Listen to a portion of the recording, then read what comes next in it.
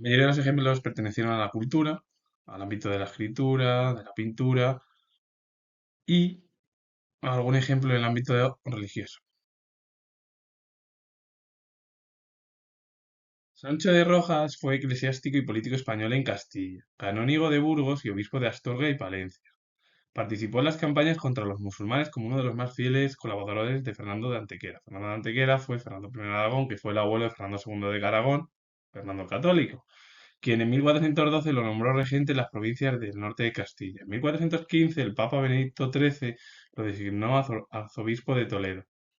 Una vez muerto el monarca Fernando, se puso al servicio de Juan II, que fue el hijo de Fernando de Antequera, al que desposó con María, hermana de los infantes de Aragón, en contra del parecer de la mayoría del Consejo. Un hombre, bueno, pues Sancho de Rojas, que estuvo en el ámbito de la religión y sobre todo de la política, porque participó o estuvo al servicio de dos monarcas aragoneses, Fernando de Antequera, Fernando I de Aragón y Juan II.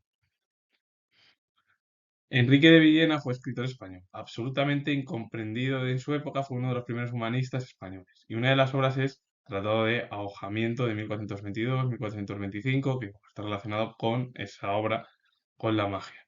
Enrique de Villena fue uno de los principales escritores muy olvidados dentro de la cultura del final del periodo medieval con el comienzo del Renacimiento y dejó huella en la literatura de la transición medieval hacia la modernidad. Baldassare Franceschini fue pintor italiano, fue autor de numerosos frescos, la mayoría de ellos en la abadía de San Salvatore, cerca de Volterra y en Florencia. Por cierto, el seudónimo fue Il Volterrano porque nació en Volterra el pintor Baldassare Franceschini. Y la obra que se encuentra en la diapositiva es Detalle de la burla del párroco rural Arlotolo de 1665. Como he dicho, está ahí en la diapositiva. Y el Volterrano fue uno de los principales pintores del siglo XVII en Italia. Pompeo Leoni fue escultor italiano, hijo del también escultor Leone Leoni. Fue protegido del monarca Felipe II y trabajó sobre todo en España. Sus esculturas de mármol le definieron como un manierista de desigual valor. Muchos más importantes fueron sus obras en bronce. Por ejemplo, una de ellas que se encuentra en la diapositiva es el grupo orante del cenotafio de Carlos V y luego incluso hizo otra para el hijo de Carlos V, Felipe II. Y Pompeo Leoni, bueno, prácticamente fue uno de los escultores italianos que trabajó en el arte español, estuvo en España, al servicio de la monarquía de Salzburgo. Ulpiano Checa fue pintor español. Estudió en la Academia de Bellas Artes de San Fernando de Madrid, en la que fue alumno de Federico de Madrazo, Alejandro Ferrán, Manuel Domínguez y Pablo Gonzalvo. En 1864 obtuvo una pensión para viajar a Roma, donde permaneció hasta que se instaló en París en 1890. La obra es Entre dos oasis de 1911 que se encuentra en la diapositiva.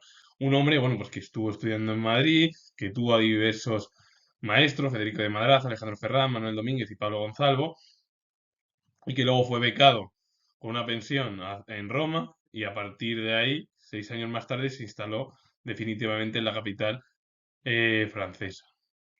Y fue uno de los pintores más importantes de la segunda mitad del siglo XIX y del principio del siglo XX y no tan conocido en España.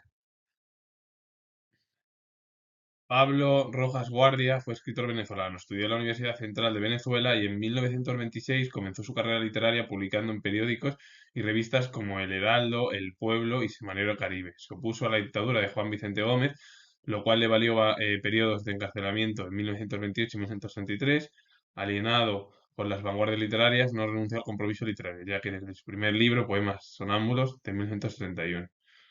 Es decir, que fue un hombre que, bueno, que estuvo cerca de la vanguardia, que era lo que estalló en el primer tercio del siglo XX, que estuvo en la cárcel por oponerse a una dictadura y que a partir de ahí, bueno, pues comenzó su carrera literaria pues, en diversos periódicos, revistas de su país. Pascual Venegas Filardo fue poeta, ensayista y economista venezolano. Tras cursar sus primeros estudios y secundarios en su lugar de origen, se graduó en bachiller en el Instituto de La Salle y se trasladó a la capital, a Caracas, en donde comenzó a ejercer la docencia como profesor de geografía e historia. Impartió clases de primero en el Liceo Vargas y después en el Liceo San José de los Teques.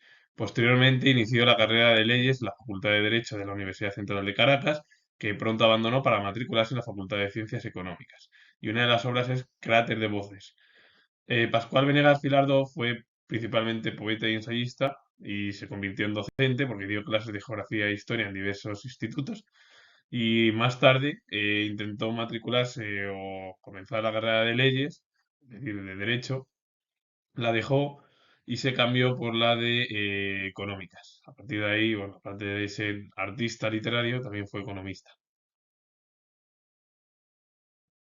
Antonio Arraiz fue poeta, novelista y periodista venezolano. A causa de la dictadura del general Juan Vicente Gómez, la Universidad Central de Venezuela en Caracas fue clausurada entre 1912 y 1910, es decir, que estuvo 10 años y no pudo continuar estudios superiores. Viajó a Estados Unidos en 1919 y finalmente se afincó en Nueva York. En esta época de privaciones en las que conoció el hambre, escribió artículos para la revista Billy Kent de Caracas y el volumen de versos Aspen de 1924, con el que introdujo en su país las vanguardias literarias.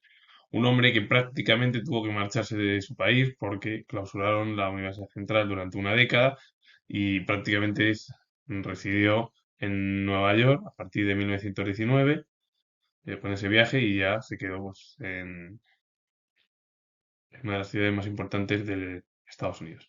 Con ello, finalizo comentar que soy historiador y si os gusta este vídeo relacionado con el mundo cultural en la Edad Media, con ejemplos españoles, italianos, también la Edad Moderna y sobre todo en la Edad Contemporánea de la cultura latina entre España e Hispanoamérica, darle a like, suscribiros, comentar y vuelvo a repetir que soy historiador y nos vemos en el próximo vídeo.